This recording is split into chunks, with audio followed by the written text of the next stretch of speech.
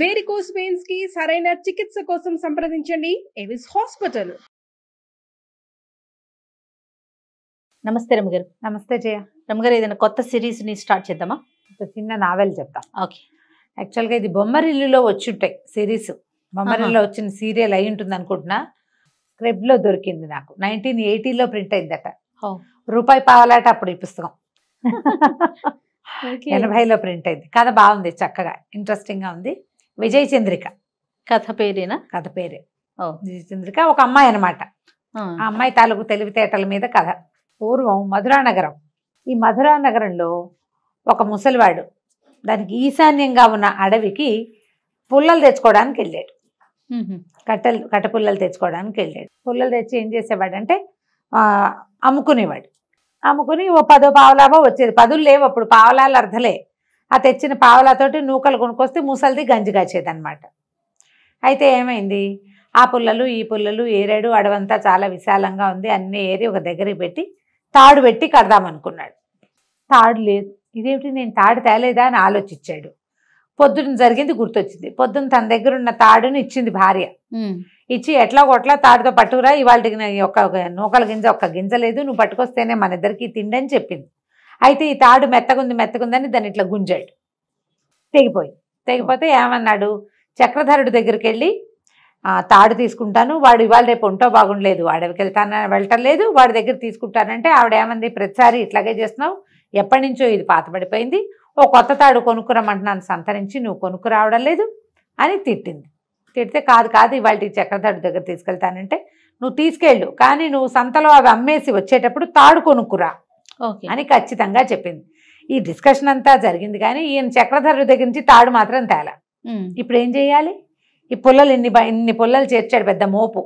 ఈ మోపుని కట్టగడితే కానీ నెత్తికెక్కవు, ఎక్కితే కానీ సంతలో అమ్ముడవ్వవు, అదైతే కానీ గింజలు రావు, అదైతే కానీ గంజి రాదు. ఏ కర్ర పుల్లలు లేకుండా వెళ్తే చంపేస్తుంది పెళ్ళాం.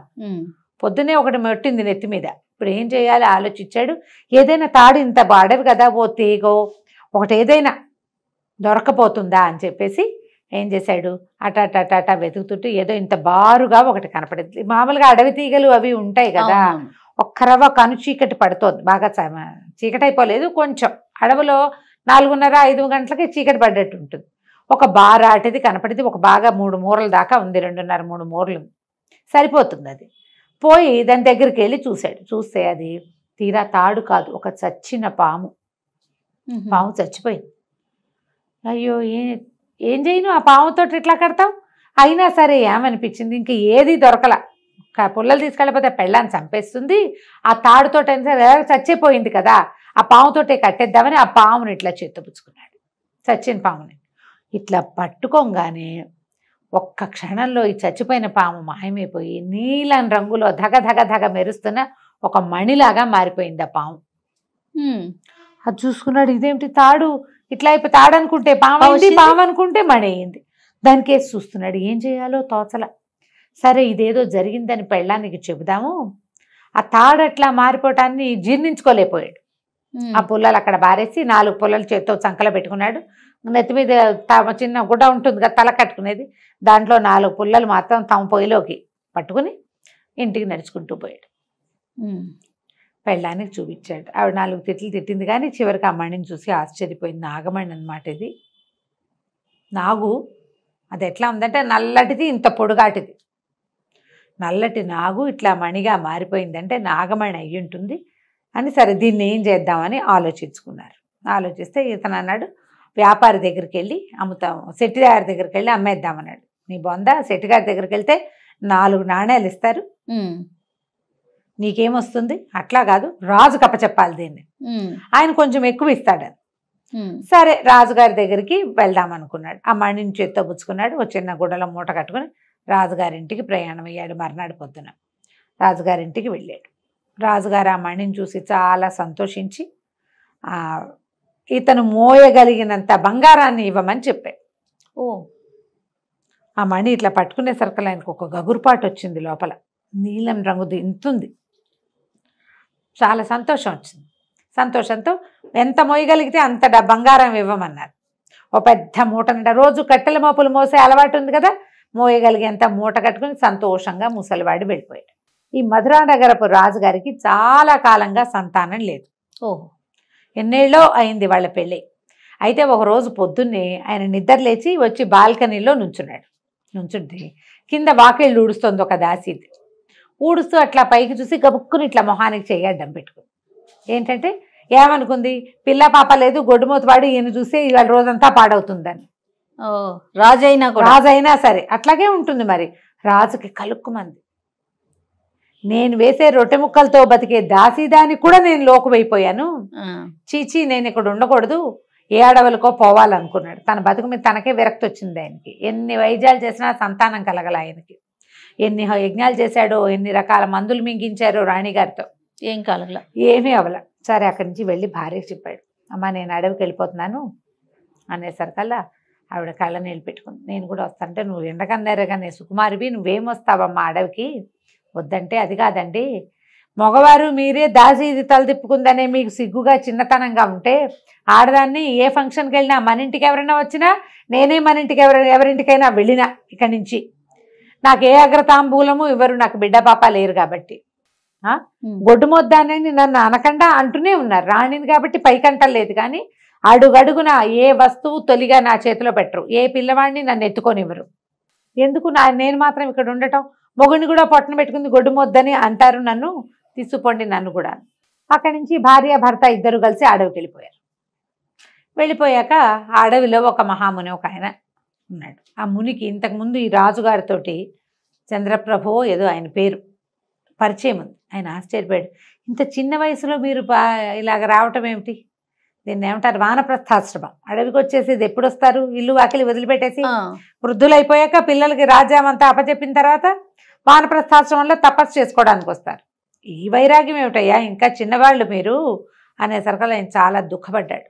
రాజు, ఏం చేయము మునివర్య, మాకు సంతానం కలగలేదు, ప్రజలకి మా మా మా ఇది అంటే మా పరిస్థితి ప్రజలకు నచ్చటం లేదు, వాళ్ళు మా మొహం చూడకుండా అవుతున్నారు, చాలా అవమానకరంగా ఉంటుంది పరిస్థితి, సంతానం లేదు, రాజ్యానికి ఉత్తరాధికారి లేడు, మా పితరులకి నీళ్ళు వదిలే దిక్కు లేదు, తపస్సు అయినా చేసుకుందామని మేము వచ్చేసామంటే ముని అన్నాడు, కాదు కాదు, మీకు సంతానం ఉంది, మీకు పిల్లవాడు కలుగుతాడు, నా మాట విని వెళ్ళిపోండి, మీకు పిల్లవాడు లభిస్తాడు అని చెప్పాడు. వీళ్ళిద్దరూ వెనక్కి వచ్చేసారు. ఆ వెనక్కి వచ్చేసిన రాజుగారు ఇప్పుడు ఈ ముసలాయనకి ఇంత బంగారం ఇచ్చాడు. ఆ మణిని పట్టుకెళ్ళి భార్య చేతిలో పెట్టాడు. ఎప్పుడైతే ఈ భార్య చేతిలో మణి పెట్టాడో, అబ్బా ఎంత బాగుంది అన్నది క్షణంలో అది పిల్లాడిగా మారిపోయింది. ఆ మణి ఓహో, చచ్చిన పాము మణిగా మారి మణి పిల్లాడిగా మారిపోయింది. తెల్లగా మిసమిసలాడుతూ ఉన్న ఇంత బిడ్డ. ఇక రాజుగారు ఆశ్చర్యపోయాడు, ఇదేమిటి ఈ విచిత్రం, కుమారుడు లభిస్తాడని ముని చెప్పాడు, ముని వాక్యం వేరు కాదు, వమ్ము కాదు వాక్యం, చూడు పిల్లాడు లభించాడు, వీడే మన రాజ్యానికి ఉత్తరాధికారిని సంతోషంగా పెంచుకున్నారు. ఆ పిల్లాడికి మణివల్లభుడు అని పేరు పెట్టారు. మణి వల్ల దొరికాడు కాబట్టి ఎంత బాగానో చూసుకునేవాళ్ళు. పిల్లాడు చక్కగా పెరిగాడు. కానీ వీళ్ళకి ఈ అడవిలో పాము మణింది, మణి పిల్లవాడయ్యాడు కాబట్టి వీడిని బయటికి పంపిస్తే ఏదైనా అవుతుందన్న భయం. వీడు పిల్లాడు కాదు కదా, అతి జాగ్రత్తతోటి ఆ పిల్లాడిని బయటికి ఎప్పుడు పంపించేవాళ్ళు కాదు. పిల్లల్ని ఎవరైనా లోపల తెప్పించి ఆడిచ్చేవాళ్ళు. అట్లా అట్లా అట్లా అట్లా 12 ఏళ్ళు వచ్చినాయి.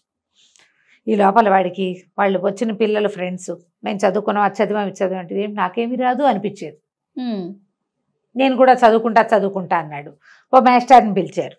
చదువుకుంటుంటే ఇక్కడ చదివే చదువు కుదరదు అనిపిస్తుంది. కొన్నాళ్ళు పోయాక ఇంకోడెవడో వచ్చి నేను గురుకులం నుంచి వచ్చానన్నాడు. ఏం చేస్తారంటే గురుకులంలో అలా ఉంటుంది, ఇలా ఉంటుంది, ఇలా చెప్పేసరికి వీడికి ఉత్సాహం, పాపం వాడికి వెళ్ళిపోవాలని కోరిక. వాళ్ళ అమ్మని నాన్నని అడిగాడు, వాళ్ళు ససేమిరా అన్నారు. చూసి చూసి చూసి చూసి 12 ఏళ్ళు నిండుతుండగా ఈ అబ్బాయి కొంత ధనాన్ని మూటగట్టుకుని ఒక గుర్రం ఎక్కి అడవిలోకి పారిపోయాడు. వెళ్ళిపోయేసరికల్లా ఇక వెళ్ళిన వాడు అట్లా అట్లా అట్లా అట్లా అట్లా వెళ్ళి ఆ గుర్రంతో ఒక నదీ తీరానికి చేరాడు. అది ఇంచుమించు కోసల రాజ్యం దాకా వెళ్ళిపోయాడు. ఏదో కొంత ఆహారం తీసుకెళ్ళాడు, మధ్యలో ఆగాడు. వాడికి ఎక్స్పెడిషన్ లాగా ఉందన్నమాట ఆ వెళ్ళే దారి, ఉత్సాహంగా ఉంది. ఆ కాలంలో దారులు కాచేవాళ్ళు వాళ్ళు అలాంటి వ్యవహారాలు ఏం పెద్దగా లేవు, సుమారుగా ఉన్నాయి, ఎక్కువ లేవు. వెళ్ళాడు, పిల్లాడిని వెళ్ళిపోనిచ్చారనమాట. ప్రజలు చూసినా కూడా చూసి చూడట్టు ఊరుకున్నారు. ఎవరో రాజుల పిల్లాడు వెళ్తున్నాడు అనుకున్నారు. అక్కడికి వెళ్ళాక ఒక చెరువు తీదలో దీని దగ్గర ఒక కుర్రాడు ఎవరో బట్టలు ఉతుక్కుంటూ కనపడ్డాడు. దగ్గరలో ఏదైనా ఊరుందా అంటే ఇది పెద్ద అడవి, ఇందులో ఊరు లేదు బోరు లేదు, ఉన్నదంతా మా గురుకులం మాత్రమే ఉంది అన్నాడు. అమ్మో గురుకులం ఉందా, ఎలాంటి గురుకులం, గురుగారి పేరేమిటి, అదేంటి ఇదేంటని అడిగాడు. అడిగేసరికి పక్కనే దగ్గరలోనే గురుకులం ఉంది, నేను అందులో శిష్యుణ్ణి, విద్యానంద మహర్షి ఇక్కడ విద్యాభ్యాసం చేయిస్తారు అని చెప్పేసరికి ఈ కుర్రాడు ఆ రెండో వాడిని గుర్రం ఎక్కించుకుని ఆ గురుకులానికి ఎలా వెళ్ళాలో అక్కడికి పోయాడు. పోయి ఆయనకి దండం పెడితే ఆయనేమో నోట్లించ నురుగులు కక్కుతున్న గుర్రము, అది ఎప్పటి నుంచో ప్రయాణం చేస్తుంది, చక్కగా 12 ఏళ్ల పిల్లాడు, మంచి రాజుగారి అబ్బాయిలాగా బట్టలు గిట్టలు కనపడుతున్నాయి. ఎవరు ఏమిటి అంటే నాకు విద్యాభ్యాసానికి మా ఊళ్ళో కుదరలేదు, మా తల్లిదండ్రులకి భయము, వాళ్ళు పంపలేదు, నా అంతటి నేనే వచ్చానని చెప్తాడు. కానీ ఫలానా రాజ్యము అన్నమాట అబ్బాయి చెప్పడు. సరేలే విద్యార్థిగా వచ్చిన వాడు వాడంతట వాడొచ్చినా అమ్మా నాన్న తీసుకొచ్చినా సమానమే. అక్కడి నుంచి పిల్లాడిని అట్టు పెట్టుకున్నారు. అయితే ఆ కాలంలోనే కోసల రాజకుమార్తె విజయచంద్రిక కూడా విద్యాభ్యాసానికి వచ్చింది. కొంచెం చిన్నది కానీ ఆ అమ్మాయి ముందు నుంచి ఉంది, ముందు కొంత చదువుకుని వెళ్ళి మళ్ళీ వచ్చేసింది. ఇతనికంటే కొంచెం చిన్నపిల్ల. ఇతనితోటి ఫ్రెండ్షిప్ చేసింది. వీళ్ళిద్దరూ కలిసి బాగా మాట్లాడుకునేవాళ్ళు, కలిసే కత్తి పట్టటాలు అవి నేర్చుకున్నారు. బాగా అలవాటైంది. ఇతనికి క్రమంగా పెద్దవాడు అవుతున్న కొందికి సొంత ఇంటికి వెళ్ళాలన్న భావన లేదు. 10 సంవత్సరాలు గడిచినాయి. అబ్బా. ఈ అబ్బాయికి 22 ఏళ్ళు వచ్చినాయి, ఆ విజయచంద్రికి 20 ఏళ్ళు వచ్చినాయి. విద్యాభ్యాసం మొత్తం పూర్తయ్యాక కోసల రాజు గారు వచ్చాడు. వచ్చి కూతురుని తీసుకెళ్ళటానికి వచ్చి ఇతనితో ఎప్పుడు వచ్చినప్పుడల్లా ఆయన మాట్లాడేవాడు, కూతురుని చూడడానికి వచ్చేవాడు. ఆ పాఠశాలలో ఉన్న చాలా మంది పిల్లల తల్లిదండ్రులు వచ్చి చూసేవాళ్ళు, ఇతని కోసం ఎవరు వచ్చేవాళ్ళు కాదు. అప్పుడప్పుడు అనిపించేది, ఏమిటి వీళ్ళు నా కోసం వెతకలేదా, వాళ్ళు వెతకకుండా నన్ను ఎలా వదిలేశారు అని ఆశ్చర్యంగా ఉండేది. అయితే ఆయన ఏమన్నాడు, ఆ కోసల రాజు వచ్చి అబ్బాయి విద్యాభ్యాసం అయిపోయింది కదా, మరి నువ్వు వస్తావా మాతోటి, మీ నాన్నగారు వాళ్ళ దగ్గరికి వెళ్తావా, లేదా అంతఃపురానికి వచ్చేసేయి మాతో పాటు అని అడిగాడు. అడిగేసరికి అలా ఆయనకి ఏమనిపించింది, వీడికి 10 ఏళ్ళు అయినా వాళ్ళు అసలు కనీసం వెతుకుతూ ఎవడైనా రావాలి కదా, ఈ 10 ఏళ్ళ నుంచి ఎవరైనా వస్తారేమోనని ఎదురు చూస్తూనే ఉన్నాడు, ఎవ్వరూ వదిలేశారు వాళ్ళు. అలా అనిపించింది అతనికి. ఎందుకు వీళ్ళతో వెళ్తే సరిపోతుంది అని చెప్పేసి విజయచంద్రికతో కలిసి అక్కడికి వెళ్ళిపోయాడు కోసల రాజ్యానికి. ఇక వాళ్ళతోటి కలిసి కొంతకాలం ఉన్నాడు. మెల్లిగా ఇద్దరు ఏంటంటే మొదటంతా చిన్నప్పుడు స్నేహం, క్రమంగా ప్రేమలో పడ్డారు, పెళ్లి చేసుకుందాం అనుకున్నారు. అయితే మీ అమ్మ నాన్న ఎవరో చెప్పు, మా నాన్న వెళ్ళి మాట్లాడతాడు అంటుంది. ఇతనికి అసలు వాళ్ళ రాజ్యం పేరెత్తటం కూడా ఇష్టం లేదు. అక్కడ పరిస్థితులు ఏంటో కూడా తెలియదు. ఇప్పుడు చెప్తే వెళ్ళాక అక్కడ ఏమవుతుందో అంటే, అమ్మాయి ఏమంది, మరి వెళ్ళి కనుక్కుండ్రా పరిస్థితులు అంటే, సరే వెళ్తానన్నాక అమ్మాయికి ఏమనిపించింది అంటే, వీడిని వదిలేస్తే చేయి దాటిపోతాడేమో అని అనిపించింది. అందుకని నేను వస్తాను పద, ఇద్దరం కలిసే వెళ్దాం, మీ రాజ్యంలో పరిస్థితులు ఏమిటో చూసుకుందాం, మీ అమ్మా నాన్న సంగతి ఏమిటో చూసుకుందాం, అక్కడ ఓకే అయిన తర్వాత మా నాన్నకి చెప్పి ఇద్దరం పెళ్లి చేసుకుందామని ఇద్దరు కలిసి బయలుదేరారు. 2 రోజుల ప్రయాణం తర్వాత అమ్మాయికి ఏమనిపించిందంటే, ఇలా అవివాహితులుగా వెళ్ళకూడదు, వాళ్ళ అమ్మాయి లేచి వచ్చిందంటారు, అందుకని మనం ఇక్కడ ఎక్కడైనా పెళ్లి చేసేసుకుందామని వాడిని ఒప్పించి పెళ్లి చేసేసుకుందాం, భార్యాభర్త. కాకపోతే వీళ్ళు ఏమనుకున్నారు, ఇలా అడవుల్లో ప్రయాణం చేసేటప్పుడు ఇలా ఆడవాళ్ళ బట్టలతో వెళ్ళకూడదు, నా బట్టలు నువ్వు కూడా వేసేసుకో, మనం వేసుకో, ఇద్దరం కలిసి అన్నదమ్ముల్లాగా కనపడతాం. వీళ్ళిద్దరికి ఏంటంటే దగ్గర పోలికలు ఉంటాయి. ఆ సదాటుగా చూస్తే అతనే అమ్మాయి అనుకునే ప్రమాదం ఉంది. స్త్రీ బట్టల్లో ఉంటే కనపడదు, మగవాళ్ళ దుస్తులు వేసుకుంటే వాళ్ళిద్దరు ఒడ్డు పొడుగు ఒకేలాగా కనపడతారు. ఈ మగవాళ్ళ బట్టలు వేసుకుంది విజయచంద్రిక. ఆ విజయచంద్రిక ఈ మణివల్లభుడు ఇద్దరు కలిసి వాళ్ళ గుర్రాలు వేసుకుని రాజ్యానికి బయలుదేరారు. మధ్యలో ప్రపంచాన్ని తెలుసుకుంటూ చూసుకుంటూ అడవుల్లో తిరుగుతూ మెల్లిగా ఒక దారి పట్టారు. రాజకుమారుడు రాజకుమార్తె ఎవరెవరు, మణివల్లభుడు విజయచంద్రిక. విజయచంద్ర చూసావా, ఇద్దరు కలిసి బయలుదేరారు, పెళ్లి చేసేసుకున్నారు. భార్యాభర్తలుగా వెళ్ళాలనుకున్నారు. సరే ఇక ప్రయాణం చేయగా దూరంగా ఏదో ఒక గుడిసె లాంటిది కనపడుతోంది, ఒక పాక, కొంచెం పెద్దదే.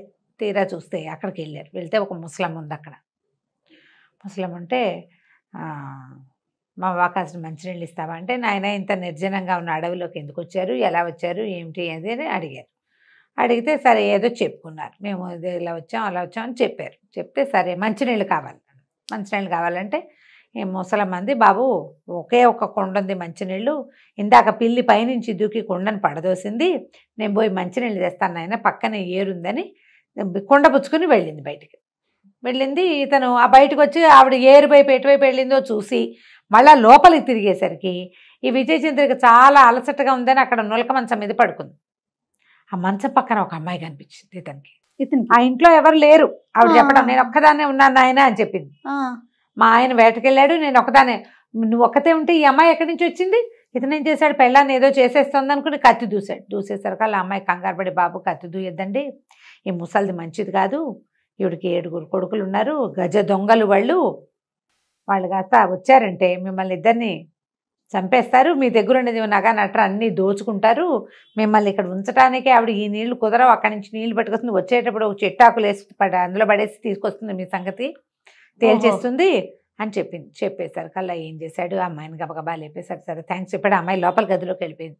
నువ్వు ఎక్కడి నుంచి వచ్చావమ్మా అన్నాడు. నన్ను కూడా ఇలాగే ఎత్తుకొచ్చారండి, పెద్ద కొడుకు బలవంతంగా పెళ్లి చేసింది, చచ్చినట్టు ఉంటున్నాను, వీళ్ళు దుర్మార్గులు, వాళ్ళేమో ఒట్టి మహా కఠార వాళ్ళు మంచి వాళ్ళు కాదు, మగవాళ్ళు అనేసరికల్లా పెళ్ళాన్ని తీసుకుని బయలుదేరాడు. ముసలమ్మాయి లబలబలాడిపోయింది, ఉండండి ఉండండి ఉండండి అని. ఎంత బతిమలాడినా ఆగల. ఇంకా మీ కోడలు చెప్పింది అలాంటివి చెప్పాలా, మళ్ళీ ఆ అమ్మాయికి కూడా ప్రమాదమే కదా.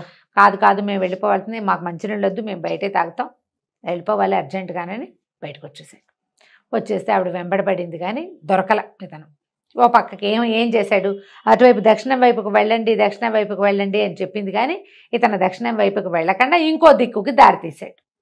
ఆవిడ చెప్పిన దిక్కు వైపుకి ఇప్పుడు అట్నుంచే వాళ్ళు వస్తున్నారేమో. ఒకవేళ ఈ ముసలిది కూడా ఎందుకు వెళ్ళింది, ఇక్కడ ఏదో డబ్బు వచ్చే అవకాశం ఉందని వాళ్ళకి వార్తలు పంపడానికి వెళ్ళుండొచ్చు మేబీ, అందుకని రెండో దారి పెట్టాడు.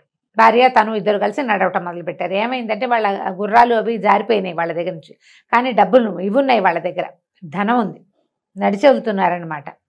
ఈ ఇంతలో ఏమైంది, ఈ ముసలమ్మ మొగుడు పిల్లలు వచ్చేసారు ఇంటికి. వచ్చేసరికల్లా బంగారు చిలకలు లాంటి వాళ్ళు ఇద్దరు ఎగిరిపోయారు. కాస్త ముందు వస్తే ఏం పోయేది, ఇంత లేటుగా వచ్చారు అని గోల పెట్టి పంపించి వీళ్ళు వెనకాల పడ్డారు. వీళ్ళిద్దరూ ఎన్ని విధాలు పరిగెత్తారు, ఎంత పరిగెడతారు. అమ్మాయి కొంచెం ఏంటంటే దానికి యుద్ధ విద్యలు వచ్చినా ఆడపిల్లలకి కొంచెం సుకుమారం ఉంటుంది ఎంతో కొంత. యుద్ధ విద్యలు వచ్చిన అమ్మాయే. అక్కడి నుంచి ఏమన్నాడు, చెట్టు ఎక్కించాడు, నువ్వు ఇక్కడే ఉండు, వాళ్ళందరి సంగతి నేను చూస్తానంటే నేను మాత్రం చూడనా అని కత్తి తీసింది. ఇద్దరు కలిసి చెడామడా వాడు నలుగురిని అబ్బాయి నరికాడు, ముగ్గురిని అమ్మాయి నరికేసింది. ముసలాడు కాళ్ళు పట్టుకున్నాడు.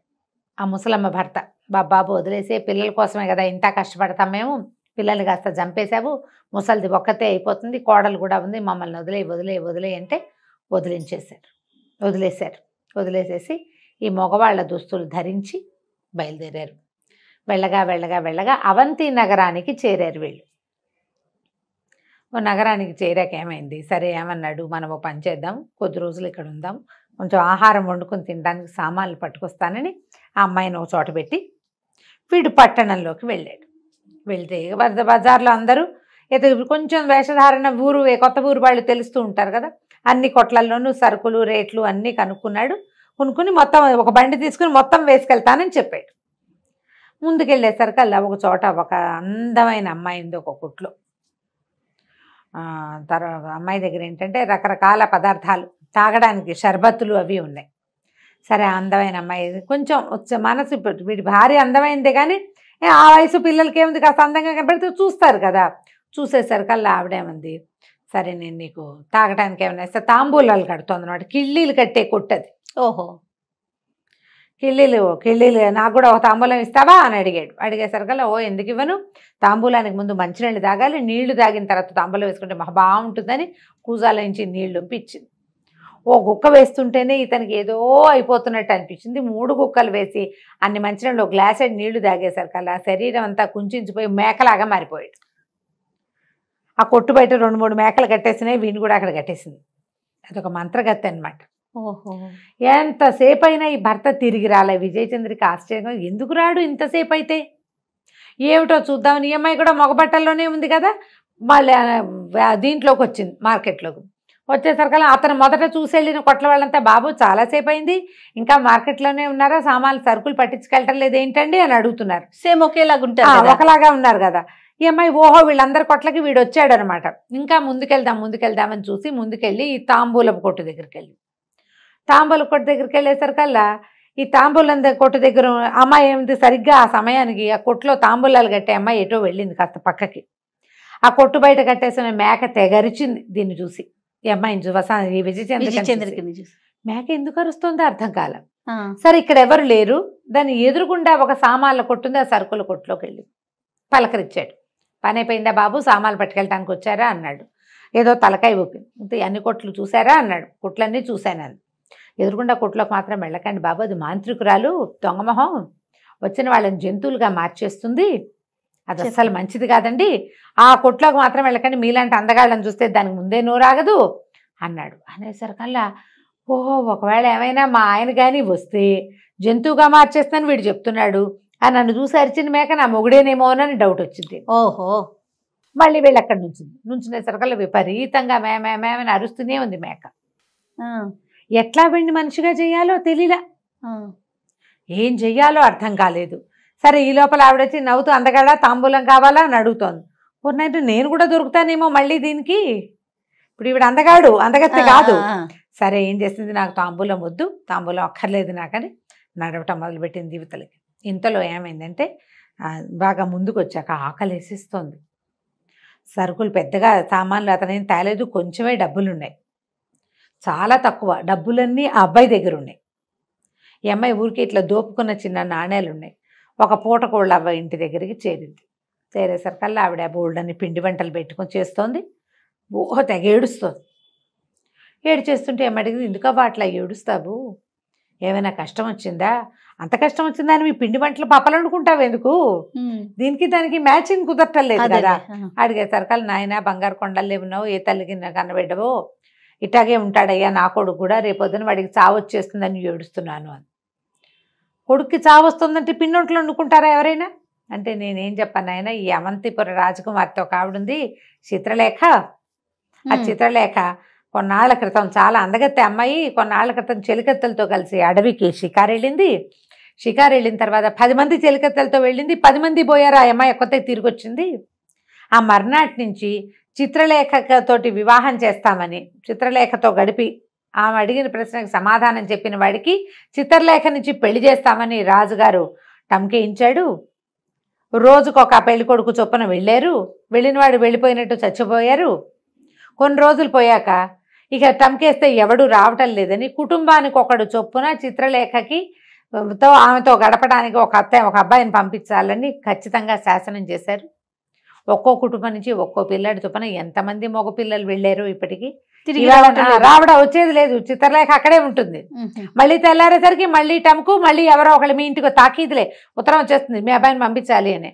అబ్బాయి వెళ్తే ఇక అంతే, మా పిల్లాడు కూడా వెళ్తాడు నాయన, పాపం ఇంకా బతికి రాడు, అందుకని 4 రకాలు తింటాడని చేసి పెడుతున్నాను, చేస్తున్నా, దుఃఖం ఆపుకోలేక ఏడుస్తున్నాను. చిత్రలేఖ ఆడపిల్ల, రాజుగారు అమ్మాయి, అంతఃపుర కన్య. చిత్రలేఖ ఎవరిని మింగేతిస్తుంది, దానితోటైనా ఎవరైనా ఉండాలి, దానిలో అయినా ఎవరైనా ఉండాలి, అంతే. ఈ రెండిట్లలో ఏదో ఒకటి ఉందనుకుని, ఏమందావా చచ్చేలా ఆకలిస్తుంది, పావలా లేదు నా దగ్గర, ఒక కానీ ఉందంతే నా బొడ్లో, ఇంకంతకంటే లేవు, ఈ పదార్థాలన్నీ నాకు తినబెట్టు, నీ కొడుకు బదులు నేను వెళ్తా అనేసరికలు, అయ్యో నాయన ఏ తల్లిగిన బిడ్డవో, వద్దు వద్దంది ముసలిది, కానీ ఆశ పుట్టింది. అంతేగా, కొడుకు మరణం తప్పిద్ది కదా. సరే మళ్ళీ వాళ్ళ ఇంటికి ఇప్పట్లో ఛాన్స్ రాదు, ఇది రాదు, కొన్నాళ్ళు బతుకుతాడు కొడుకు. చక్కగా విస్తరేసి స్నానం చేయని ఆయన స్నానం చేయించి శుభ్రంగా పెట్టింది. కడుపు నిండా తినేసి కాళ్ళు జాపు పడుకుని సాయంకాలం అయ్యేసరికల్లా వెళ్ళింది కోటకి. వాళ్ళందరూ ఈ పిల్లని చూసి ఆశ్చర్యపోయారు. మామూలుగా రోజుకో పిల్లాడు అంటే ఎవరో ఎలాగో ఉన్నవాళ్ళు వస్తారు, అందంగా మెరిసిపోయే కుర్రాళ్ళు ఏం ప్రతి ఇంట్లోనూ ఉంటారా, ఉండరు కదా. ఈ కుర్రాన్ని చూసేసరికి వాళ్ళు నిర్ఘాంతపోయారు. నూనెకి మీసాల వాడల్లే ఉన్నాడే, అయ్యో ఎంత పండల్లే ఉన్నాడు, వీడే నిజంగా చిత్రలేఖకి మొగుడైతే బాగుంటుంది, ఇలా చచ్చిపోవడానికి వచ్చాడని రాజభట్లందరూ బిక్కమొహాలు వేసుకున్నారు. రాజుగారి దగ్గర ప్రవేశపెట్టారు. నేను ఈ ఊరు అబ్బాయిని కానండి, ఫలానా పూటకోళ్ళమ్మ కొడుకు బదులు నేను వచ్చానంటే, నువ్వెందుకు రానైనా చచ్చిపోతావు, నీ దారి నువ్వు పోక అంటే, కాదు నేను చూడాల్సిందేనన్నాడు. సరే సాయంకాలం భోజనం పెట్టారు. రాజుగారి ప్రసాదంలో చీకటి పడేసరికల్లా ఈయన్ని తీసుకెళ్ళి చిత్రలేఖ దగ్గరికి పంపారు. ఆ చిత్రలేఖ నిర్ఘాంతపోయింది. ఎంత బాగున్నాడు, మనసు పారేసుకుంది ఆవిడ. ఇంత బాగున్నాడు, చచ్చిపోతాడు కదా, వృధాగా చచ్చిపోతాడు, ఏం చేయాలో తెలియదు. సరే రాత్రి అయితే ఆవిడ ఏడు మొహం పెట్టుకుని, నువ్వు నిదానంగా వెళ్ళిపో, రాత్రి అయ్యేదాకా ఇక్కడే ఉన్నావంటే, మరి నిన్ను చంపేస్తారు. ఒకవేళ నేను లేననుకో, అప్పుడు నువ్వు ఏమవుతుందంటే, ఏముంది నేను మా నాన్న మా రాజ్యం సర్వనాశనం అయిపోతాం, పోతే పోతాం, నువ్వు మాత్రం చచ్చిపోకూడదు, నువ్వు ఇంత బాగున్నావని బతిమలాడింది. కాదు, ఏం జరుగుతుందో చూస్తాను అనేసరికల్లా సరే అర్ధరాత్రి 11 గంటలు 11:30కు గంట కొట్టేసరికల్లా ఈ చిత్రలేఖ వెనకాల నుంచి ఒకడు వచ్చాడు భూతాకారంతో. వచ్చేసరికల్లా ఈ అమ్మాయి ఏం చేసింది, కత్తి తీసి యుద్ధానికి దిగింది. ఎవరైనా ఎదిరించే వాళ్ళు చూస్తే వాళ్ళని కనపడితే ఆ రాక్షసుడు తగ్గిపోతాడు. ఎదిరించే వాళ్ళు ఎవరు లేరు. సడన్గా ఇప్పుడు అందంగా ఉన్న అమ్మాయి వెనకాల నుంచి ఒక పెద్ద భూతం వస్తే భయం వేసి సావరు. అవును, ఎవరు దానికి రెడీగా ఉంటారు? ఏం జరుగుతుందో ఎవ్వడికి తెలియదు. అక్కడి నుంచి ఈ అమ్మాయి చెడామడా యుద్ధం చేస్తే ఆ రాక్షసాకారాన్ని 5-6 దెబ్బలు కొట్టేసింది. వాడి నెత్తురు వాడే చూసుకునేలాగా చేసింది. ఆ రక్తం చూసేసరికల్లా వాడికి అస్సలు చచ్చిపోయాడు. ఈ చిత్రలేఖ కూడా ఈ రాక్షసుడు బయటకు వచ్చేసరికల్లా కేవ్వని కేక పెడుతూ స్పృహ తప్పిపోయింది. తెల్లవారింది. తెల్లారేసరికల్లా అందరూ ఏమైంది, చచ్చిపోయింటాడు, శవం కూడా ఉండదు. రాజకుమార్తెకి మేల్కొల్పులు పాడడానికి వచ్చారు దాసీగణం. చూస్తే రాజకుమార్తె ఏమో స్పృహ తప్పిపడింది. ఇంతకుముందు వచ్చి ముందు రోజు రాత్రి వచ్చిన కుర్రాడు బాగానే ఓ పక్క మీద పడుకుని నిద్రపోతున్నాడు. ఆశ్చర్యపోయారు, ఎట్లా బతుకున్నాడు? రాక్షసుడి భీకరాకారం నేల మీద పడిపోయి కనపడింది. పెద్ద పెద్ద కేకలు పెట్టారు. రాజుగారు, సైన్యాధిపతి, మంత్రి గింత్రి అందరూ వచ్చి చూసుకున్నారు. ఈ చిత్రలేఖ అడవికి వెళ్ళినప్పుడు ఒక బ్రహ్మరాక్షసుడు ఆమె 10 మంది చెలికత్తెల్ని తినేశాడు.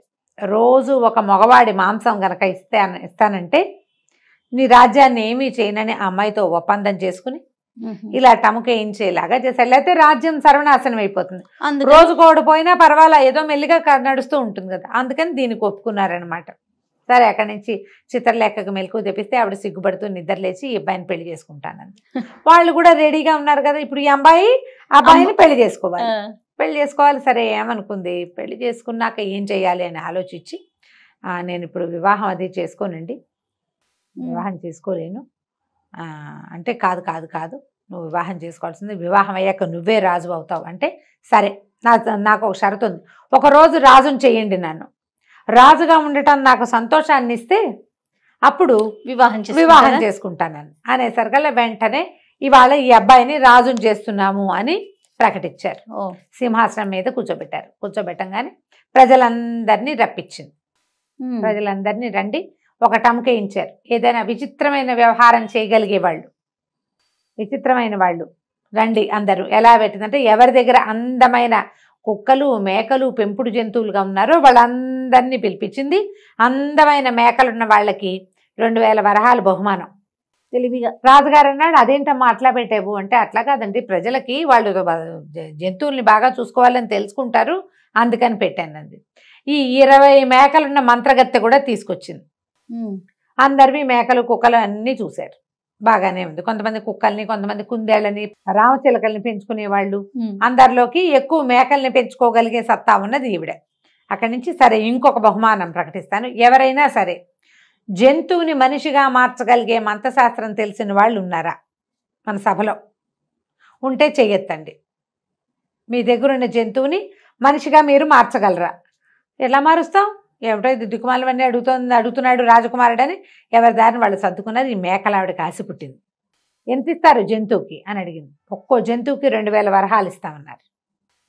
ఏం చేయగలవు? నాకు ఇప్పుడే డబ్బులు ఇచ్చేస్తానంటే నేను మార్చగలను, నాకు ఆ మంత్రశక్తి ఉందని. సరే ఇచ్చేస్తాం, మార్చేయమన్నారు. ఈ వెంటనే ఈ మంత్రగత్తె ఏం చేసింది, తన సంచిలోంచి ఓ చిన్న ఇంత సీసాడు నీళ్లు తీసి దాన్ని మంత్రించి మేకల మీద చల్లింది. ఒక్కో మేక ఒక్కో అబ్బాయికి చొప్పున మారిపోయి 20 మంది మేకలు 20 మంది అబ్బాయిలు అయిపోయారు. అందులో తనకు భర్తని గుర్తుపట్టింది అమ్మాయి. మణివల్లభుడు ఉన్నాడు అందులో, మేక అయిపోయాడు. కానీ మగవేషంలో ఉంది విజయచంద్రిక. విజయచంద్రిక మగవేషంలో ఉంది. తన మొగుడిని తను గుర్తుపట్టగలదు కదా, రాజుగా ఉంది ఇక్కడ. గుర్తుపట్టేసింది. గుర్తుపట్టేశాక మా బహుమానం అంది మంత్రగత్తె. దగ్గరికి రాగానే మెడ ఎగరగొట్టేసింది కత్తితోటి. హాహాకారాలు చేశారు సభలో. వాళ్ళ స్త్రీని చంపేసిందని. ఇప్పుడు ఆ అమ్మాయి ఎదురుగుండా పక్క కొట్ల వాళ్ళకి తెలుసు ఈ అమ్మాయి మంత్రగత్తె అని. లోకానికి ఏం తెలుస్తుంది, అది అందగత్తెగా కనపడుతోంది. మేకలు పెంచుకునే బంగారు తల్లి అంతే కదా కనపడుతుంది. అప్పుడు ఈ అమ్మాయి ఏం చెప్పిందంటే, ఇది అమ్మాయి మంత్రగత్తె, ఈ పొరుగు రాష్ట్రాల నుంచి మీ దగ్గరికి ఇక్కడ పనుల కోసమో వ్యాపారం కోసమో లేదా తిరగడానికో వచ్చిన వాళ్ళలో అందగాళ్ళని సెలెక్ట్ చేసి వాళ్ళ మీద నీళ్లు చల్లి వాళ్ళని మేకల్ని చేస్తుంది. ఇందులో ఉన్నవాడు ఇగో ఇతను నా భర్త, నేను స్త్రీని, మేమిద్దరం భార్యాభర్తలం అని చెప్పి ప్రజలంతా హాహాకారాలు చేశారు. రాజుగారు అమ్మాయి హతాశులైపోయారు. ఈ అబ్బాయికి ఇచ్చి పెళ్లి చేద్దాం అనుకున్నారు కదా, అదేమో అమ్మాయి అని తేలింది. అక్కడి నుంచి చిత్రలేఖ వలవల ఏడవటం మొదలుపెట్టింది. అయ్యో, నేను నిన్ను మొదటి చూపులోనే ప్రేమించాను, నువ్వు ఇట్లా ఆడవాదాని అయిపోతే నేనేం చెయ్యాలి, నేను ఎవరిని పెళ్లి చేసుకోవాలి, నేనేం కావాలి అని ఏడ్చేశారు కల్లా ఈవిడ ఏమందంటే, అట్లా కాదు, నువ్వు సరిగ్గా నా భర్తను చూడు, నేను ఆయన వేరేగా ఉన్నామంటే అప్పుడు చూశారు. సరిగ్గా చూస్తే ఆ సింహాసనం మీద కూర్చున్నవాడు, ఈ మేకల మంద మధ్యలో నుంచున్నవాడు ఒకేలా ఉన్నారు. నేను ఆయన రెండో భార్యగా నిన్ను స్వీకరిస్తాడు, మన ఇద్దరం కలిసి ఉందామని చెప్పింది. నువ్వు నాతో ఉండటమే కదా నీకు కావాల్సిందని ఈ రెండో అమ్మాయిని చిత్రలేఖనిచ్చి మణివల్లభుడికి పెళ్లి చేయించింది. బాగుంది. రాజుగారు కూతురు, ఇద్దరు కూతుళ్ళు అల్లుడితోటి హాయిగా ఉన్నారు. కొంతకాలం అక్కడే ఉన్నారు. ఉన్నప్పుడు ఈ అమ్మాయి చిత్రలేఖ పదే భర్తను అడిగేది, మీ దేవురు, నువ్వు ఏ దేశానికి రాజకుమారుడివి, నువ్వు రాజకుమారుడు కాకపోతే రాజకుమార్తె నిన్నెందుకు పెళ్లి చేసుకుంటుంది అంటే చెప్పేవాడు కాదు అతను. అయితే ఈ చిత్రలేఖ తోడుకోడలతోటి సవితోటి ఏమనేదంటే, అక్క అంత తెలివి తక్కువగా ఎట్లా చేసుకున్నావు, మనం రాజకుమార్తెలం కదా, దారిపోయేవాడిని చేసుకున్నావంటే మనకేం గొప్ప, క్షత్రియుడు కానివాడిని చేసుకుంటే మనకేమన్నా గొప్ప కాదు కదా, మరి వీడు క్షత్రియుడు అవునో కాదో తెలుసుకోవాలి, నువ్వు క్షత్రియుడేనమ్మా, అతనికి రాసవిద్యలన్నీ తెలుసు, ముందు నుంచి మేము కలిసి చదువుకున్నాం అంటుంది అమ్మాయి. విజయచంద్రకి చెప్తున్న చిత్రలేఖ ఒప్పుకోక సవితికి ఎక్కిచ్చిందనమాట, ఇతని కులగోత్రాలు కనుక్కోవాలి నువ్వు, ఏమైనా సరే కులగోత్రాలు కనుక్కో, ఆ రాజ్యానికి వెళ్దాం, మనం మీ రాజ్యానికి వెళ్దాం పదా, ఎన్నాళ్ళు మా ఇంట్లో ఉంటావని అందాం మనం, అక్కడ మంచి అడుగు అని బాగా ప్రోత్సహించింది. తను అడిగేది నవ్వుతూ.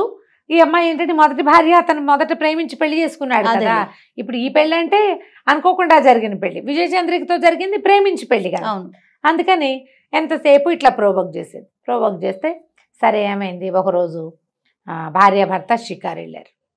ఎవరు మొదటి భార్యతోటి, చిత్రలేఖతోటి కాదు, విజయచంద్రికను మణివల్లభుడు షికారు వెళ్తే అమ్మాయి ఏమందంటే, నేను ఒక రాజకుమార్తెని, ఇంకో రాజకుమార్తెని నీకు పెళ్లి చేయించాను, మా పరువు మర్యాద ఉండాలి కదా మాకు కూడా, ఎవరో దారిపోయేవాడిని ఇద్దరు రాజకుమార్తెలు పెళ్లి చేసుకున్నారంటే మాకేం మతింపు, మా నాన్నలకేం గొప్ప, మా వంశాలకు ఎంత ఇది కదా, నీవు మీ కులం గోత్రం చెప్పకుండా చేస్తున్నావు, మీది ఏ రాజ్యమో చెప్పు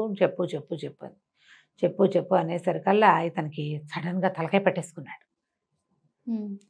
తల పట్టుకుని అబ్బా అన్నాడు, పెద్ద తలనొప్పి వచ్చినట్టు అయిపోయింది.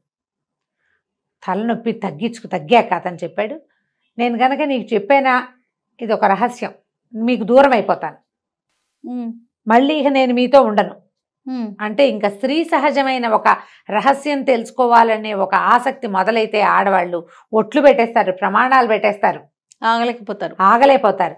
ఆ స్త్రీ సహజమైన గుణంతో ఆ చిత్రలేఖ ఏం చేసింది, తను తెలుసుకోలేక అక్కకి ఎక్కించింది. ప్రేమ లేదు వీడికి, మరి ఇది లేదు, వాడి కులం మంచిది అయి ఉండదు అందుకే చెప్పట్లేదు, ఇలాగా ఉన్నాయి, ఎప్పుడైనా ఉంది, కులగోత్రాల కోవల ఎప్పుడూ ఉంటుంది. అమ్మాయి క్షత్రియకాంతలు, క్షత్రియుడినే పెళ్లి చేసుకోవాలి, వాళ్ళు కులం తప్పేశామేమో అన్న అనుమానం లోపల, ఎవరైనా ప్రజల్లో చెప్పుకుంటారేమో అని సిగ్గు. ఇక అతను అన్నాడు, నేను కనుక నీకు చెప్పానా అంతే సంగతులు అన్నాడు. అంటే అయినా సరే నేను అది తెలుసుకోవాల్సిందే అంటే ఏదో రహస్యం అనమాట, మాకు ఇన్నాళ్ళు చెప్పకుండా దాచావన్నమాట, పైగా ఇవాళ దాన్ని పెళ్లి చేసుకున్నావు, నాతో ఎన్నేళ్ళ నుంచి కలిసి ఉన్నావు, నువ్వు 15-16 సంవత్సరాలుగా మన ఇద్దరం కలిసే ఉన్నావు, నువ్వు 12 ఏళ్ల పిల్లాడప్పటి నుంచి నువ్వు నాకు తెలుసు, అప్పటి నుంచి దాచిపెట్టావు, నీకు ప్రేమ లేదు, నీకు అది లేదు ఇది లేదని అన్నది. అనేసరికల్లా తను అన్నాడు, సరే పద బయటికి వెళ్దామని. బయటకు వచ్చేసో కాస్త పార్క్లోకి వెళ్ళారు కదా, అక్కడి నుంచి ఎలా నడిపించి ఎక్కడికో తీసుకెళ్ళాడు. ఒక పెద్ద నీళ్ల మడుగు, అది ఆ మడుగు దగ్గర నిలబడ్డాక చెప్పాడు, నువ్వు శ్రద్ధగా విను, భయపడద్దు, తర్వాత ఏం జరిగినా నాకు సంబంధం లేదు, నీకు చెప్పేస్తున్నా ఇప్పుడే అని చెప్పాడు. సరే చెప్పంటే, నా పేరు శంఖచూడు, నేను ఒక నాగరాజ కుమారుణ్ణి, మేము చాలామంది కలిసి భూలోకానికి విహారానికి వచ్చేవాళ్ళం, పాతాళం మా ప్రాంతం. ఈ శంఖచూడు అతని ఫ్రెండ్స్ పైకి వచ్చేవాళ్ళు అనమాట. భూలోకానికి విహారానికి వస్తున్నప్పుడు ఒక ఆయన తలకి ఇట్లా జుట్టు పూర్తిగా జటలు కట్టి సన్నగా బక్కగా వెదురు పుల్లలాగా నిలబడి ఒంటికాలు మీద నిలబడి తపస్సు చేసుకుంటున్నాడు. తపస్సు చేసుకుంటుంటే ఏమిటి ఈయన ఏం చేస్తున్నాడు, ఈ జుట్టు ఏమిటి ఇట్లా ఉంది, మనిషి ఏమిటి ఇట్లా ఉన్నాడని మాట్లాడుకున్నాం మేమంతా. మా స్నేహితులు అన్నారు తపస్సు చేస్తున్నాడు ఈయన ఎవరో ముని అంటే, ముని అయితే ఏం చేస్తాడో చూద్దామని నేను అతన్ని చుట్టుకున్నాను. చుట్టుకుంటే వీళ్ళు అందరూ హాహాకారాలు చేశారు, వద్దు వద్దు శపిస్తాడంటే వీడి వల్ల ఏమవుతుంది అనుకున్నాను నేను ఈ చుట్టుకుపోవటం వల్ల ఒంటికాల మీద నిలబడ్డ ఆయన పడిపోయాడు నాతో సహా. ఎప్పుడైతే ఆయన కళ్ళు తెచ్చాడో ఆయన కళ్ళ నుంచి వచ్చిన మంటలకి నా స్నేహితులంతా భయపడి పారిపోయారు. ఆయన చుట్టుకుపోయి ఉండటం వల్ల నేను తప్పించుకోలేకపోయాను. ఆయన నీకు ఇంత పొగరా శంఖచూడా, నువ్వు ఇలాగే మట్టిలో కలిసిపో అని శపించాడు. నేను బతిమలాడాను. నేనేనాడు తపస్సు చేసేవాళ్ళని చూడలేదు, మొదటిసారి భూలోకానికి వచ్చాను, అందువల్ల నా వల్ల ఈ తప్పు జరిగింది, నన్ను క్షమించని చాలా బతిమలాడాను. మట్టిలో కలిసిపో, చచ్చిపోమని శపించాడు. మట్టిలో కలిసిపోవడం చచ్చిపోవడం. అయితే ఒక పని అప్పుడు ఆయన చాలా బతిమలాడాక నా తండ్రి అయిన వాసుకి పట్ల దయతలిచి నన్ను వదిలిపెట్టాడు. నాకు శాప అవసానం చెప్పాడు, నువ్వు ఇలాగే చచ్చిపడి ఉంటావు, నిన్ను ఎవడైనా మానవుడు ముట్టుకుంటే నువ్వు మణిగా మారతావు. ఓహో. నిన్ను ఒక స్త్రీ ఆమె చేతిలోకి తీసుకోగానే నువ్వు బాలుడిగా మారతావు, వాళ్ళతో పాటు జీవించు. వివాహం అయిన తర్వాత నీ భార్య నీ గత జన్మని గుర్తు చేసి ప్రశ్నించే వరకు నువ్వు మానవ మాత్రుడుగానే ఉంటావు. ఎప్పుడైతే నీ గత జన్మ నీకు జ్ఞాపకం వస్తుందో అప్పుడు శాప విమోచనం, అప్పటి వరకు నువ్వు ఈ భూలోకంలో బతుకుతూ ఉండమన్నాడు. నేను అప్పుడే చచ్చి పడిపోయాను. నన్ను ఒక కట్టెలవాడి చేతిలోకి తీసుకున్నాడు, నేను మణిగా మారా. తీసుకెళ్ళి అక్కడి నుంచి మధురానగర రాజుగారి అంతఃపురంలో ఆ రాణిగారు నన్ను పట్టుకుంది, నేను బాలుడిగా మారాను. వాళ్లే నాకు మణిగా భూషణుడిగా పేరు పెట్టారు. మొత్తం చెప్పాడు. నేను అక్కడి నుంచి 12 సంవత్సరాల వయసు వచ్చాక వాళ్ళని విడిచిపెట్టి వచ్చాను. మధురానగరపురంలో రాజకుమారుడిగా పెరిగాను నేను. ఇప్పుడు నన్ను అడిగావు కాబట్టి ఇక నాకు శాప విమోచనం అయిపోయింది. ఇక నేను మీతో కలిసి జీవించను. నాకు గుర్తొచ్చినా, నాకు గుర్తు రాగానే నాకు శాప విమోచనం అయిపోయినట్లే. జ్ఞాపకం వచ్చినా మీ ఇద్దరిని వదలలేక నేను చెప్పలేదు, నువ్వు బలవంత పెట్టావు నన్ను చెప్పేదాకా. చెప్పా కాబట్టి ఇక నేను ఇక్కడ ఉండనని పెద్దది 4 మూరలు పొడుగున నల్లటి వికృతాకారం కలిగిన పాముగా మారిపోయాడు అతను. ఈ అమ్మాయి చూస్తుండగానే మహాభయంకరంగా ఉంది. అది జర పాకుతూ ఆ మడుగులోకి ప్రవేశించి వెళ్ళిపోయాడు. ఓహో. కళ్ళు తిరిగి పడిపోయింది విజయచంద్రిక. మెలకు వచ్చి చూస్తే ఏముంది, మడుగు మోత గట్టు మీద తను ఒక్కతే ఉంది. లబోదిబోమని ఏడ్చింది, చేయగలిగేది ఏం లేదు. అక్కడి నుంచి ఇంటికి వెళ్ళింది ఏడుస్తూ. వెళ్ళేసరికల్లా చిత్రలేఖ ఆశ్చర్యపోయింది. ఏం జరిగింది అంటే, నీ వల్లే మనకి ప్రాప్తి వచ్చింది, నా అంతటి నేను 2-3 సార్లు అడిగి ఊరుకున్నాను అతని మీద వ్యామోహంతో.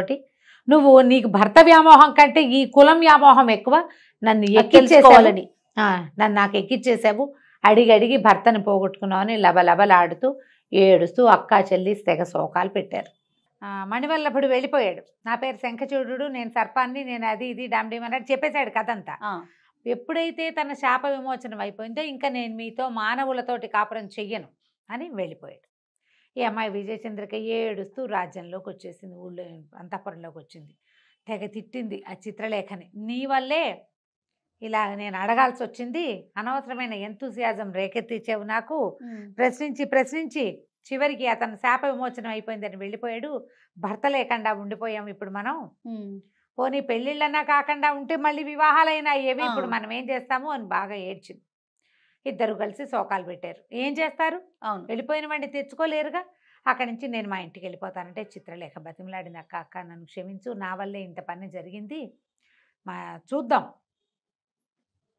ఏదైనా ఒక ప్రయత్నం చేద్దాము, నువ్వు మాతోటే ఉండిపో, రాజ్యానికి రాజు ఎవరు, మన ప్రాణనాథుడు, ఆయన భార్యగా నువ్వే ఆ సింహాసనం మీద కూర్చుని, నువ్వు మొదటి భార్యవు కాబట్టి మేము దానికి ఒప్పుకునే కదా నన్ను ఇచ్చి పెళ్లి చేశాడు మా నాన్న రెండో భార్యగానే, కాబట్టి రాజ్యం నీది. అయితే విజయచంద్రికనే రాజుని చేశారు. ఆ అమ్మాయే రాజ్యం చూసుకోవాలి. అయితే అమ్మాయి ఏమందంటే, నాకు ఒక ఐడియా ఉంది, ఐడియా ప్రకారం చేస్తాను. సరే, అప్పుడు ఈవిడ చాటింపు వేసింది, ఎవరైనా ఏదైనా ఒక విచిత్రాన్ని, అద్భుతమైన సంఘటనని చూసినా తెలుసుకున్నా అది మాకు తెలియజేయండి, నేనెన్నడూ చూడని అద్భుతాన్ని తెలియజేసిన వాడికి మోయగలిగినంత బంగారం ఇస్తానని ప్రకటన చేసింది. తెలివిగా చేసింది. అప్పుడు చిత్రలేఖ ఎందుకక్క వీటి వల్ల ఏం ప్రయోజనం అంటే, అట్లా కాదు, ఏదైనా మనకి ఇప్పుడు ఈ అద్భుతాన్ని చూసామా మనం, చచ్చిన పాము మణివటం ఏమిటి, మణి పిల్లాడవటం ఏమిటి, వాడు మనకి మొగుడవటం ఏమిటి, అది సంవత్సరాలు అతనితో కలిసి ఉన్నాను నేను, నువ్వంటే ఇప్పుడు ప్రేమించావు, వివాహం చేసుకున్నావు, నన్ను ప్రేమించావు, నా మొగుడిని నువ్వు పెళ్లి చేసుకున్నావు. నేను చదువు మొదలుపెట్టిన దగ్గర నుంచి నాతో పాటు ఉన్నాడు, నాకు తెలియలా. ఒక్క వాక్యం బయటకు వచ్చేసరికి మాయమైపోయాడు. అద్భుతాలు ఇవన్నీ. అలాగే ఏదైనా ఒక అద్భుతం అందితే చూద్దాం. 1 ఏడాది పాటు ప్రయత్నం చేస్తాను ఇతని కోసం. దొరకలేదా ప్రాణత్యాగం చేసుకుంటా. తర్వాత నీ తండ్రి, నీ రాజ్యం, నువ్వు మీ బాధ మీరు పడండి అని చాటింపేసింది. ఎవ్వరూ రాల. ఊళ్ళో వాళ్ళంతా మాట్లాడుకునేవారు. ఏదైనా అద్భుతం అనగానే పక్కవాడు నాకు కూడా తెలుసు అనేవాడు. ఇద్దరికి ముగ్గురికి తెలిసిన అద్భుతాలు అవ్వవు, ఎవ్వడికి తెలియంది కదా అద్భుతం అంటే. అవును. అయితే ఆ ఊళ్ళో ఓ బ్రాహ్మడు ఉన్నాడు, కొంచెం పేదవాడు. ఆయన యాయవారం చేసుకునేవాడు. 5-6 పిల్లలు ఉన్నారు. వాళ్ళ ఆవిడ అంది, రోజు మంచి రోజులు చెప్తావు ప్రతి వాళ్ళకి, ఏం ప్రయోజనం నీ వల్ల? ఈ రాణిగారు ఏదో ప్రకటన చేసింది, ఒక అద్భుతాన్ని ఏదైనా చెప్పచ్చు కదా. ఎట చెప్తామే అద్భుతాన్ని, చూడకండా అన్నాడు. చూడైతే రోజు రొట్టెలు చేసిస్తా, పో రోడ్ల మీదకి వెతుకు, తేగలిగినంతతే నా పిల్లల్ని నేను ఎట్టాగొట్ట గడుపుకుంటా, వెతుకు, చూడు. ఇప్పుడు ఇళ్ళ మధ్యలో వాకిళ్ళ మధ్యలో ఏమవుతాయి అద్భుతాలు? ఎక్కడికో నడిచిపోతే ఏదో అవుతుంది అని తోలింది. రొట్టెలు చేసి ఇచ్చింది. పొద్దున్నే చద్దనం తిన్నాడు ఇంట్లో. ఆ రొట్టెలు భుజాన్ని వేసుకుని బ్రాహ్మణ ఆయన వెళ్ళటం మొదలుపెట్టాడు. వెళ్ళగా ఏదో ఆ కారాడు ఇలాగా అడవి దాటాడు. ఎవరో 2 భార్య భర్త కనపడ్డారు, ముసలి వాళ్ళు. బాబు ఏదైనా తినటానికి ఇవ్వండి అని. సరే ఈయన ఏం చేశాడు, ఇంత దూరం వచ్చాము, ముందుకెళ్తే ఏదైనా ఇల్లు ఒక చిన్న ఊరు ఏదైనా తగిలితే ఎవరో ఒకళ్ళు అన్నం పెడతారు. ముసలి వాళ్ళు వీళ్ళు అంతవరకు నడవలేరని ఆ 2 రొట్టెలు చెరుకో రొట్టె ఇచ్చాడు. బాబు నీకు ఉంచుకోకుండా మాకు ఇస్తా అంటే, పర్వాలేదు, నేను కాలు సత్తు ఉన్నవాడిని, ముందుకు నడిచి వెళ్తా, ఎక్కడో చోట నాకు ఆశ్రయం దొరకపోదు. బ్రాహ్మణులకు అన్నం పెట్టే రోజు అది. అన్నం వండుకునేందుకు ఏదో దొరుకుతుంది, ఏదో బ్రాహ్మణులు ఇల్లే దొరికితే ఒక ముద్ద అన్నం పెడతారు వాళ్ళే అని చెప్పాడు. ఈ రొట్టెలు ఇచ్చేసిన తర్వాత ఇంకా నడవటం మొదలు పెట్టేసరికల్లా ఆయన అనుకున్నట్టు ఈ అడవి తొందరగా దాటలేకపోయాడు. పెద్ద అడవా? పెద్దదే. సరే ఏమైంది, ఇంకా ఎండగా ఉంది. అక్కడ ఏవో కనపడితే మంచినీళ్ళు తాగాడు. ఎండగా ఉంది కదా అని చెట్టు కింద పడుకున్నాడు. ఎండ తగ్గాక వెళ్దాంలే, నీళ్లు తాగాం, మనకేం ఆకపోతున్నా అన్నం తిన్నాడు కదా. చెట్టు కింద పడుకున్నాడు. చల్లగాలికి చాలా హాయిగా నిద్ర పట్టేసింది. ఆయన లేచేసరికి కను చీకటి పడిపోయింది. అయ్యో అనవసరంగా నిద్రపోయాను, నడుద్దామని నడక మొదలుపెట్టాడు. కానీ ఎంత నడిచినా అడవి తరగల. వీళ్ళ ఊరికి దగ్గరగా ఉన్నదే. అతను ఆ వైపు ఎప్పుడు రాలా అటు.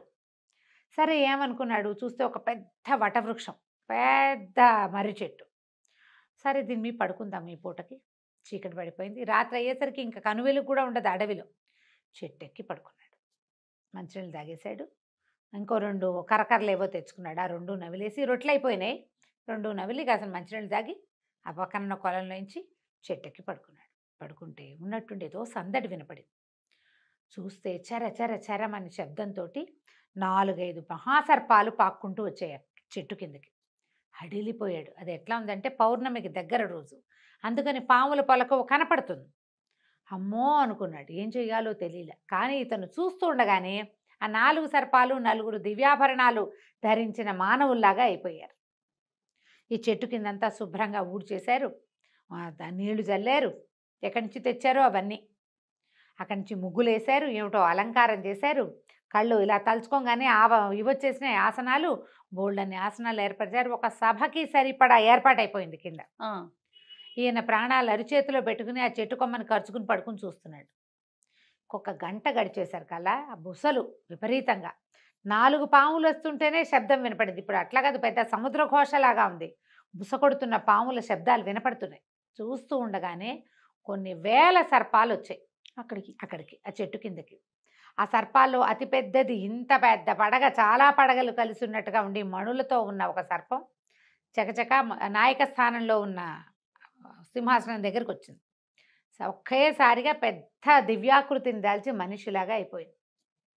అందరూ కూర్చొని, అంటే ఈయన నాయకుడు, వీళ్ళంతా నాగులు, అందరూ మనిషి రూపాల్లోకి వచ్చారు. తలా ఒక ఆసనంలో కూర్చున్నారు. ఏమిటో డిస్కషన్లు చేసుకున్నారు. ఏమిటి సంగతులు, సందర్భాలు అవన్నీ మాట్లాడుకున్నారు. ఎవరెవరు ఎక్కడికి వెళ్ళారు, ఏ లోకంలో ఉన్నారు, వాళ్ళు ఎందుకు రాలేదు, వీళ్ళు ఏం చేస్తున్నారు, ఇలాంటివి కనుక్కున్నారు. 3:30 అవగానే తెల్లవారుజామున వేగు చుక్క పొడిచే సమయానికి మొత్తం సర్పాలన్నీ వెళ్ళిపోయినాయి, కుర్చీలన్నీ మాయమైపోయినాయి, ఆకులు అలవలు మామూలుగా చెట్టు కింద ఎలా ఉండాలో అలా అయిపోయింది. ఈయన ప్రాణాలు అరచేతిలో పెట్టుకుని ఆ వేగు చుక్క బాగా పొడిచేదాకా ఉండి అక్కడి నుంచి నడక మొదలుపెట్టి రాజస్థానానికి వచ్చేసాడు. వచ్చి విజయచంద్రకి చెప్పాడు రాణికి మొత్తం ఇలా ఇలా నేను చూశాను అని. సరే ఈవిడ నన్ను తీసుకెళ్ళమంది. అమ్మ మీరు చూడలేరమ్మా, పామును చూస్తే హడిలిపోయాను మగవాడిని నేనేను, మీరు చూడలేరంటే అయినా సరే మొత్తం భర్త సర్పంగా మారిపోవటం చూసింది అమ్మాయి. అంతకంటే భయంకరమైంది ఉందా ఇంకోటి? కాదు నేను వస్తానని కొంచెం సింపుల్గా వేషధారణ చేసి ఆ బ్రాహ్మడితో పాటు మర్నాడు మళ్ళీ అక్కడికి వెళ్ళి అక్కడ దాకా ఏముంది గుర్రం వేసుకుని వెళ్ళిపోవచ్చు. ఆయనంటే నడిచాడు, వీళ్ళు రథాలతో వెళ్ళిపోతారు కదా. రాత్రి ఇద్దరు విజయచంద్ర కూడా చెట్టు ఎక్కింది, చెట్టు మీద కూర్చుని మొత్తం కింద జరుగుతున్న సీన్ అంతా చూసి మళ్ళీ సేమ్ డిట్టో ముందు రోజు రాత్రి ఏం జరిగిందో మర్నాడు కూడా అదే జరిగింది. మూడో రోజు ఏం చేసింది, వెళ్ళిపోయారు తెల్లవారంగానే ఇద్దరు. రథం అవతల ఎక్కడో పెట్టుకున్నారు, రథం ఎక్కి ఇంటికి వెళ్ళిపోయారు. అక్కడికి బ్రాహ్మడికి నువ్వు ఎంత మొయ్యగలిగితే అంత తీసుకెళ్ళమని బంగారపు రాసుల దగ్గర కూర్చోబెట్టారు.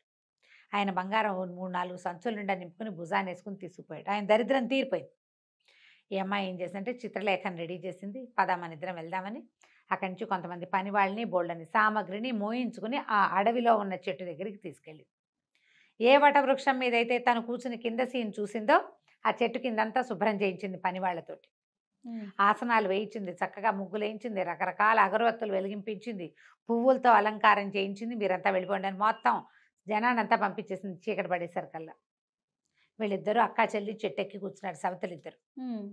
అర్ధరాత్రి అయ్యింది, 11-11:30 అయ్యేసరికల్లా పాములు వచ్చేసినాయి. వచ్చి ఆ పెద్దగా నాయకమణిలాగా ఉన్నాయని ఆశ్చర్యంగా, ఇదేమిటి ఇది ఏర్పాట్లు మనవి కాదు, ఎవరు చేశారు, ఇక్కడ ఒక అపూర్వమైన వాసన వస్తుంది, ఇది మనకు తెలిసిన సువాసన కాదు, మానవ నిర్మితం, ఇది ఎవరు చేశారు ఏమిటి అనగానే చెట్టు మించి దిగొచ్చారు వీళ్ళిద్దరు అక్క చెల్లెళ్ళు. పావులు లేవు, ఇప్పుడు అందరూ మానవ రూపాల్లో ఉన్నారు. నన్ను నమస్కారం చేశారు. ఆయన ఆశ్చర్యంగా అడిగాడమ్మా ఇవన్నీ మీరే చేశారా తల్లి అని అడిగాడు. నేనే చేయించాను అని అమ్మాయి కథ అంతా చెప్పింది. ఒక రాజకుమారుడు ఎక్కడి నుంచో పారిపోయి వచ్చాడు, మేమిద్దరం స్నేహంగా ఉన్నాం, పెళ్లి చేసుకున్నాం, వివాహం అయ్యాక పుట్టిళ్ళు చూపిస్తానని తీసుకొచ్చాడు, మధ్యదారిలో ఈ అమ్మాయిని వివాహం చేసుకున్నాడు, మేము కలిసే ఉన్నాం. మరి జీవిత రహస్యం అతను మీ ఇల్లు ఎవరు ఏమిటి అని నేను బాగా నిలదీసేసరికల్లా తాను ఒక సర్పాన్నని చెప్పాడు, సర్పంగా మారిపోయి వెళ్ళిపోయాడు.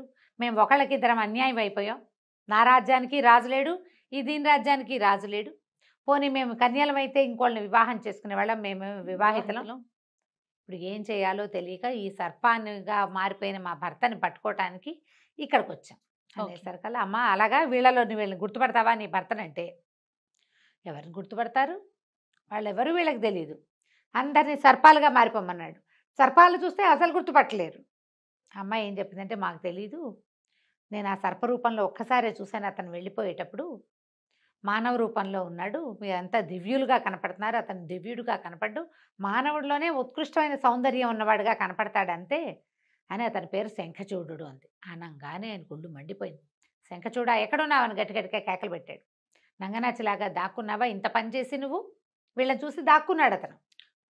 భార్యలను చూసి బయటకు వచ్చాడు. బయటకు వచ్చేసరికల్లా ఆయన ఇది క్షమించరా అని నేరం, ఇలాంటి తప్పు ఎందుకు చేశావంటే ఆ గడగడ వణుకుతూ శంఖచూడు ఏం చెప్పాడంటే, నేనేం చెయ్యను, నా భార్య నన్ను పట్టి బలవంత పెట్టి నా జన్మరహస్యం అడగంగానే నాకు శాప విమోచనం అని చెప్పాడు ముని.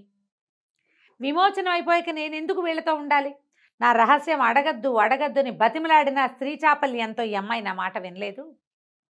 అడగద్దు, నీకేం లోటు వచ్చింది, భర్త ఉన్నాడు, హాయిగా ఉండొచ్చు కదా, ఎందుకు నా జీవిత రహస్యం నీకంటే వినిపించుకోలేదు, అడిగి తెలుసుకుంటే కానీ ఒప్పక నా శాప విమోచనం చేసేసింది, అందుకే నేను వెళ్ళిపోయాను, నేను నాగుండని తెలిసాక వీళ్ళతో నేను ఎట్లా కాపురం చేస్తాను అని అడిగాడు. అడిగేసరికల్లా ఆయన అన్నాడు నాగరాజు, అప్పుడు ఆ మాట కరెక్టే, కానీ స్త్రీలకి సహజంగా ఉంటుంది రహస్యం తెలుసుకోవాలనే ఒక ఆలోచన, పైగా నీ భార్యలు రావడంతో భర్తలకి రహస్యం ఉంది అంటే భార్యలు అసలు ఊరుకోలేకపోతారు, మోసంగా భావిస్తారు దాన్ని, అతని రహస్యాన్ని కలిగి ఉండటాన్ని వీళ్ళు ఒప్పుకోరు. నా రహస్యం, నా జీవితం ఇతని చేతిలో ఉంది కదా, ఇతని రహస్యం నాకెందుకు తెలియకూడదు అనిపిస్తుంది. ఇది మానవ సహజం. సరే ముని శాప విమోచనం అయినా కూడా నీకు అనుజ్ఞిస్తున్నా, నీ భార్యల మరణం వరకు నువ్వు వాళ్ళతోటే కలిసి జీవించు, సంతానాన్ని పొందు, వాళ్ళ రాజ్యాలకి ఉత్తరాధికారులు కూడా వస్తారు అని చెప్పి భార్యలతో ఉండిపోమని చెప్పాడు. ఓకే. తెల్లవారుతుండగా సర్పాలన్నీ యథాస్వరూపంలో వెళ్ళిపోయినాయి. అక్కడ రాజకుమారుడు ఈ అమ్మాయిలిద్దరూ మిగిలిన మణివల్లభుడు భార్యలు ఇద్దరు మిగిలారు. వీళ్ళు క్షమాపణ చెప్పుకున్నాడు. నేను ఇంకా చేయలేని స్థితిలో వెళ్ళిపోయాను, మిమ్మల్ని వదిలిపెట్టి వెళ్ళటం నాకు ఇష్టం లేదు కానీ అని చెప్పి సారీ చెప్పుకున్నాడు. ముగ్గురు కలిసి తమ ఎక్కడో ఆపిన రథాన్ని ఎక్కి ఇంటికి వచ్చేసారు. కొద్ది రోజులు ఇక్కడ ఉండి ఆ తర్వాత మధురా నగరానికి వెళ్ళిపోయారు. ఆ మధురా నగరపు రాజకుమారుడు కదా ఇతను. వాళ్ళ అమ్మ నాన్నకి కనిపించడానికి వెళ్ళాడు. ఈ 3 రాజ్యాల్ని ఏకకాలంలో పరిపాలిస్తూ ఎన్నో సంవత్సరాలు భార్యలిద్దరితో విజయచంద్రికతోటి చిత్రలేఖతోటి సంతానాన్ని పొంది సుఖంగా ఉన్నాడు. కథ కంచికి మనం ఇంటికి. చాలా బాగుంది రమ్య గారు. చిన్న సిరీస్ అయినా కూడా చాలా బాగుంది. ఇంట్రెస్టింగ్ గా ఉంది. అవును.